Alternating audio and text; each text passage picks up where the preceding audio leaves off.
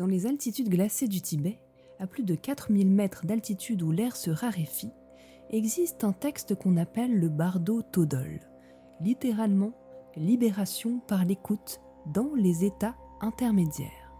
Bien plus que le livre des morts tibétains, c'est une cartographie des territoires de l'entre-deux, ces espaces suspendus où l'on n'est plus tout à fait ce qu'on était, sans être encore devenu ce que l'on devient.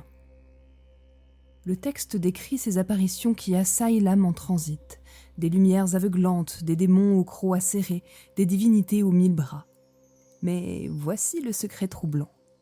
Aucune de ces visions n'existe à l'extérieur. Tout surgit du dedans, de l'intérieur. Chaque terreur, chaque extase, chaque projection de notre propre conscience.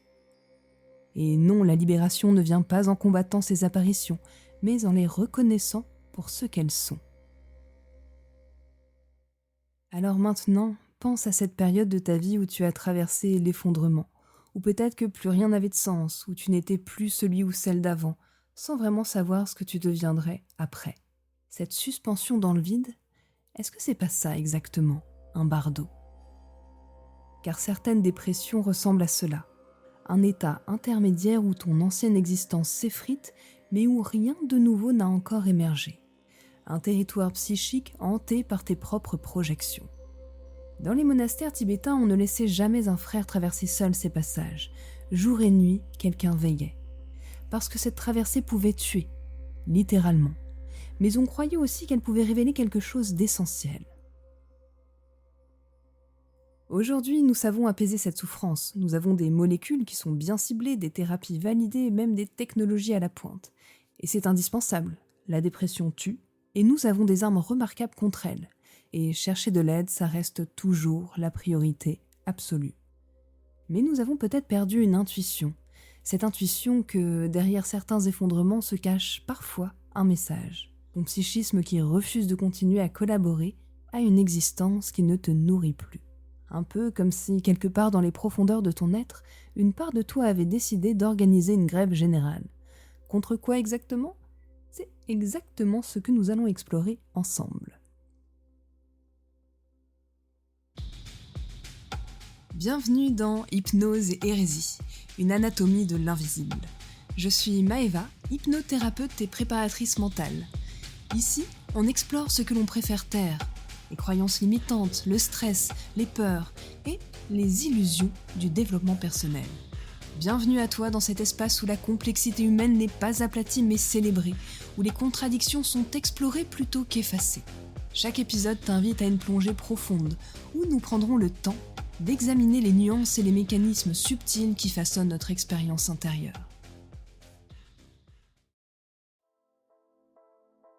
Aujourd'hui, nous commençons une exploration en 5 épisodes sur la dépression, cette maladie complexe qui défie nos certitudes et révèle nos contradictions les plus profondes.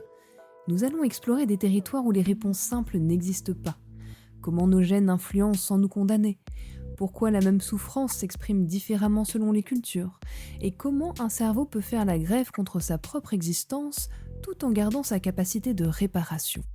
Nous plongerons dans la neurobiologie de cette symphonie déréglée, dans l'intimité des traitements qui marchent vraiment et dans les mystères de l'accompagnement thérapeutique. Cette série assumera à 100% ses contradictions, car oui, on peut questionner les causes sociales et en même temps soigner l'individu qui souffre.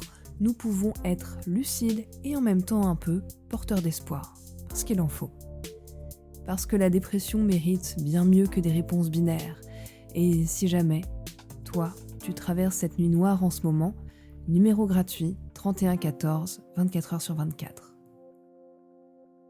Commençons maintenant par une question fondamentale. Où commence vraiment la maladie ?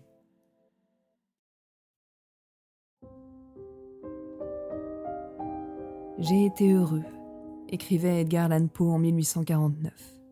J'ai été heureux, mais cela fait si longtemps que j'ai oublié ce que c'était. Cette phrase résume l'horreur spécifique de cette maladie, non seulement une souffrance, mais aussi un oubli qu'il existait avant autre chose que cette souffrance.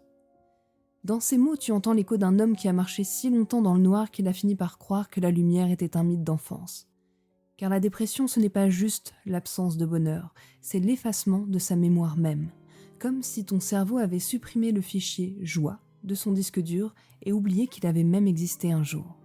Edgar Allan Poe décrit cette sensation terrifiante où tu te retrouves dans un monde en noir et blanc, mais où tu as oublié que les couleurs existaient. Un monde où tu ne peux même plus regretter ce que tu as perdu, parce que tu as oublié que tu l'avais. Aujourd'hui, nous savons que Poe décrivait précisément ce que les neuroscientifiques appellent l'anédonie.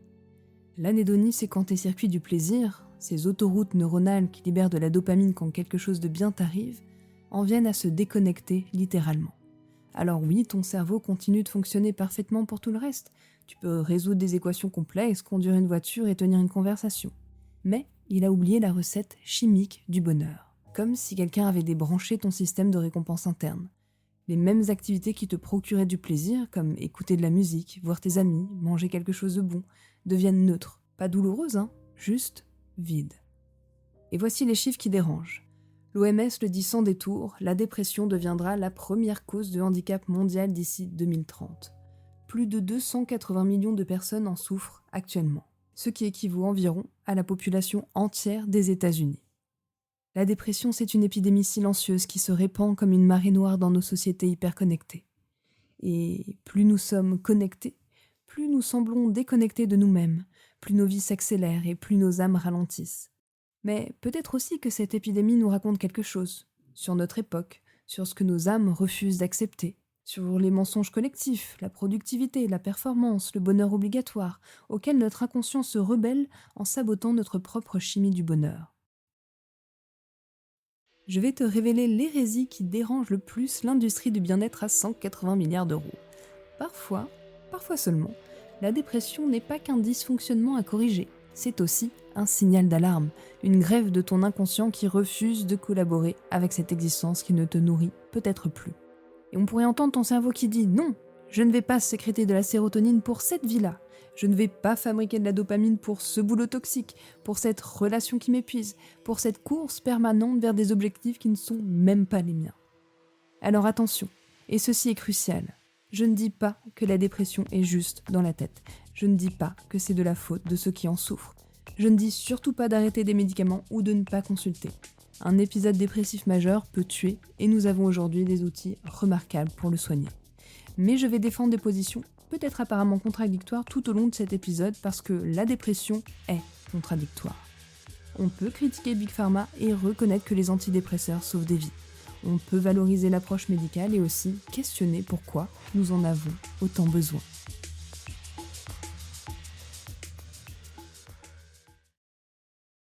Alors je me permets de poser cette question qui est un petit peu dérangeante. Et si guérir authentiquement ne consistait pas seulement à réparer cette chimie cérébrale? Et si guérir authentiquement, c'était pas aussi transformer ce qui peut-être dans ton environnement, dans ton choix, dans ton mode de vie, pouvait empoisonner cette chimie au quotidien? Et si parfois, pas toujours, mais parfois, ce cerveau dépressif était peut-être le seul membre de cette famille intérieure encore assez lucide pour refuser de faire semblant que tout va bien? Quand la tristesse devient maladie. Arrêtons-nous un instant. Parlons de vie et parlons de mort. Avant de plonger dans les nuances philosophiques, posons les bases. La dépression majeure n'est pas un bad mood qui traîne, ce n'est pas une crise existentielle romantique, c'est une maladie psychiatrique qui tue. En France, près de 9000 personnes se suicident chaque année. Une part massive de ces drames est liée à des épisodes dépressifs. Et dans le monde, c'est à peu près 700 000 morts par an. Parce que quand tu ne ressens plus rien pendant des semaines, quand tu planifies concrètement ta mort, quand l'avenir a complètement disparu de ton horizon mental, là, c'est une urgence médicale.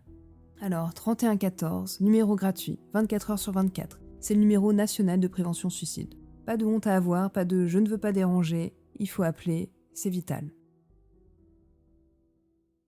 La frontière invisible, le DSM-5. Grand nombre de thérapeutes utilisent quotidiennement le DSM-5, notre manuel diagnostique de référence. C'est pas par amour de la bureaucratie, mais parce qu'il pose des critères précis qui peuvent littéralement sauver des vies. Alors, comment distinguer une tristesse normale d'une dépression pathologique? Le DSM-5 définit l'épisode dépressif majeur par la présence d'au moins 5 des 9 symptômes suivants, persistant pendant au moins 15 jours. Premièrement, l'humeur dépressive. C'est cette tristesse qui colle à toi comme une seconde peau, qui est présente toute la journée et presque tous les jours. Deuxièmement, l'anédonie. On en a parlé. C'est la perte d'intérêt ou de plaisir pour toutes ou presque toutes les activités. Même celles qui te passionnaient avant deviennent neutres. Troisièmement, les troubles de l'appétit. Une perte ou un gain de poids significatif, une diminution ou une augmentation de l'appétit brutal. Quatrièmement, les troubles du sommeil. Ça peut être l'insomnie comme l'hypersomnie presque tous les jours. Cinquièmement, agitation ou ralentissement psychomoteur. Sixièmement, fatigue ou perte d'énergie, un peu comme une sensation de fatigue qui dure tout le temps, qui ne part pas, même après le repos. Septièmement, un sentiment de dévalorisation ou de culpabilité excessive. Et là, on ne parle pas juste de la tristesse, mais plutôt d'une conviction intime que tu n'as pas de valeur. Huitièmement, des difficultés de concentration, une incapacité à penser, à se concentrer ou à prendre des décisions. Neuvièmement, des idées de mort récurrentes. Et pas seulement la peur de mourir, mais des pensées sur la mort, des idées suicidaires, des idées noires. Très noires. Alors quelle est la différence entre une tristesse normale et une tristesse pathologique ? Laisse-moi te donner des exemples concrets. Une tristesse réactionnelle normale, c'est tu perds ton job, tu pleures, tu te sens découragé pendant quelques semaines. Mais quand ton ami t'appelle avec une bonne blague, tu arrives encore à sourire un petit peu. Tu dors mal, oui, mais tu continues à manger. Tu as des moments de répit. Le week-end, tu peux encore apprécier un film ou une sortie, une balade. C'est douloureux mais proportionnel à l'événement, et ça évolue, naturellement. Quant à la dépression majeure, c'est tu perds ton job. Tu ne pleures même plus, tu ne ressens rien. Pendant des semaines, ton ami t'appelle, sa voix sonne comme un écho lointain. Même ses meilleures blagues te laissent de marbre, ça n'a plus d'intérêt. Tu oublies de manger ou tu te goinfres mécaniquement. Tu dors 12 heures ou 3, indifféremment. L'idée qu'un film puisse être divertissant te semble absurde. Et tout effort, même de te lever pour aller aux toilettes, demande une énergie, mais monumentale. Et l'idée même que ça puisse s'améliorer un jour, cette possibilité-là, a complètement disparu de ton univers. La différence cruciale entre ces deux exemples, c'est que dans le premier cas, ton système émotionnel fonctionne encore, même s'il souffre, alors que dans le second, il est complètement déconnecté. Laisse-moi te parler de l'histoire de Mathieu. Il s'appelle toujours pas Mathieu, vous avez compris. Mathieu, 28 ans, consultant informatique. Premier rendez-vous en cabinet. Il a une voix complètement plate quand il me dit « Je ne ressens plus rien depuis des mois. Même pas la douleur, même pas la colère. Un peu comme si j'étais mort à l'intérieur. » Et là, en tant que thérapeute, cette phrase de « je ne ressens pas la douleur » déclenche immédiatement chez moi un protocole d'alerte et d'évaluation. Alors on utilise l'échelle HAD, Hospital Anxiety and Depression Scale, un outil de dépistage validé scientifiquement.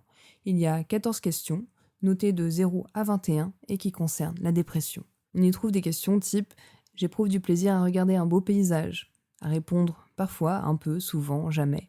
Bref, Mathieu répond jamais. Et il répond jamais à la majorité des questions, ou presque toujours quand je lui demande s'il a l'impression de fonctionner au ralenti. Score de Mathieu sur ce test, 18 sur 21. Seuil pathologique 11, seuil d'alerte critique 15. Parce que cette phrase, même pas la douleur, combinée à ce score sur la HAD, ça déclenche forcément une alerte rouge. Parce que l'anédonie totale, c'est statistiquement l'antichambre du suicide. Mathieu ne souffrait plus, et c'était exactement ça, le danger. Que faire dans ces cas-là ?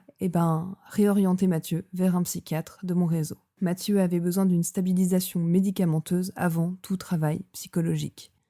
Et en cabinet, certains signes ne se négocient pas. Ils exigent une orientation psychiatrique dans les 48 heures maximum. Il faut être rapide. Ça va être déjà les idées suicidaires, surtout quand il y a un plan qui va être précis. Si quelqu'un te dit par exemple « j'ai pensé à me jeter du pont Neuf mardi prochain », là, c'est précis. C'est pas juste « ah, j'en ai marre de la vie ». Il y a aussi l'anédonie totale dont on a parlé, où plus rien ne me fait quoi que ce soit. On remarquera aussi l'isolement social complet, quelqu'un qui n'a parlé à personne depuis plusieurs semaines, par exemple. On observera également si cette personne se néglige corporellement ou pas. Quelqu'un qui ne se lave pas depuis des jours, c'est un signe. Il y a aussi le ralentissement psychomoteur, cette idée qu'on voit la personne qui tourne vraiment comme au ralenti, comme si tout était difficile. Et enfin, pour certains, mais pas tous, une agitation anxieuse incontrôlable. Quelqu'un qui bouge sans savoir pourquoi, sinon il n'arrive pas à se contenir. Donc si vous voyez ces signaux chez quelqu'un, c'est psychiatre immédiatement. Pas de psychothérapie seule en première intention. Pas d'hypnose, pas de prendre sur soi. D'abord sécuriser biologiquement, et ensuite, seulement ensuite, on pourra explorer les causes profondes. C'est un peu comme une hémorragie. On arrête d'abord le saignement, et on va après chercher pourquoi et comment ça saigne. Maintenant, regardons les chiffres qui dérangent. Entre 1990 et 2020, le taux de dépression majeure en France est passé d'environ 3 à 9% de la population adulte. En 2019, on estimait que 11% des Français présentaient des symptômes dépressifs, le taux le plus élevé d'Europe. Ça a triplé en 30 ans. Alors la question c'est, nos cerveaux sont-ils devenus subitement défaillants ? Ou bien avons-nous créé un environnement social toxique pour la santé mentale ? Isolement social, perte de sens au travail, déconnexion de la nature, compétition permanente, hyperconnexion numérique et déconnexion humaine, comme si nous avions méthodiquement détruit toutes les conditions d'épanouissement de l'âme humaine. Et puis après, on s'étonne que nos cerveaux refusent de collaborer. Et observation troublante, cette explosion des diagnostics dépressifs, elle coïncide parfaitement avec l'arrivée de qui ? L'arrivée du Prozac sur le marché en 1987. Coïncidence, hein ? Il est clair que quand on possède un marteau en or, tout commence mystérieusement à ressembler à un clou. Attention, je ne dis pas que les antidépresseurs sont inutiles, ils sauvent des vies et j'oriente mes patients vers des psychiatres quand c'est nécessaire. Mais peut-être devrions-nous demander pourquoi nous en avons autant besoin. Parce que cette industrie, elle prospère sur notre détresse collective. Le business model est parfait. Créer les conditions de la maladie, puis vendre le remède. Nous venons de traverser le territoire du diagnostic, de poser les mots sur cette souffrance qui tue en silence. Nous avons appris à distinguer la tristesse ordinaire de la pathologie mortelle, en identifiant les signaux d'alarme qui ne se négocient pas. Mais derrière chaque critère du DSM-5, derrière chaque score d'échelle AHAD, se cache une question plus troublante encore. Pourquoi certaines personnes basculent-elles dans cette nuit noire et d'autres pas ? Dans mon cabinet, cette question me hante quotidiennement. 2 personnes qui traversent des épreuves similaires, une perte d'emploi, une rupture ou un deuil. L'une s'effondre dans une dépression sévère, tandis que l'autre souffre, pleure et se reconstruit. Alors qu'est-ce qui fait la différence ? Est-ce que ce sont les gènes ? Est-ce que c'est l'histoire familiale, les blessures de l'enfance ? Et comment fonctionne cette résilience mystérieuse que certains semblent porter en eux comme une armure invisible ? Et voici l'hérésie que l'industrie pharmaceutique préfère que nous ignorions. Avant de soigner la chimie du cerveau, il faut peut-être comprendre ce qui l'a déréglé. Oui, avant de prescrire les molécules, il faut explorer l'architecture invisible de nos fragilités. Et cette architecture, elle se construit dès les premières années de vie. Elle porte l'empreinte de nos ancêtres, les traumatismes de nos parents, les silences de nos lignées. Dans notre prochain épisode, nous plongerons dans cette enquête généalogique troublante. Nous découvrirons comment les guerres que tu n'as jamais vécues peuvent hanter tes cellules, comment les peurs de ta grand-mère peuvent reprogrammer ton ADN, et comment l'amour et les traumatismes se transmettent de génération en génération comme des héritages invisibles. Mais aussi, et surtout, parce que c'est là l'espoir révolutionnaire. Comment est-ce qu'on peut la réécrire, cette histoire ? Comment notre cerveau garde sa capacité de transformation, et ce, jusqu'à la fin de notre vie. Car si nous héritons parfois de la fragilité, nous héritons aussi du pouvoir de la transformer. L'épigénétique nous le prouve, nos gènes ne sont pas nos destins. Ils sont juste le terrain de départ d'une partie que nous pouvons encore gagner. C'était Maëva, et je te retrouve bientôt pour explorer cette question qui bouleverse tout ce qu'on croyait savoir sur l'hérédité de la souffrance. Naît-on fragile ou devient-on brisé ? Et d'ici là, prends bien soin de ta sensibilité. Elle est bien plus précieuse que tu ne le crois.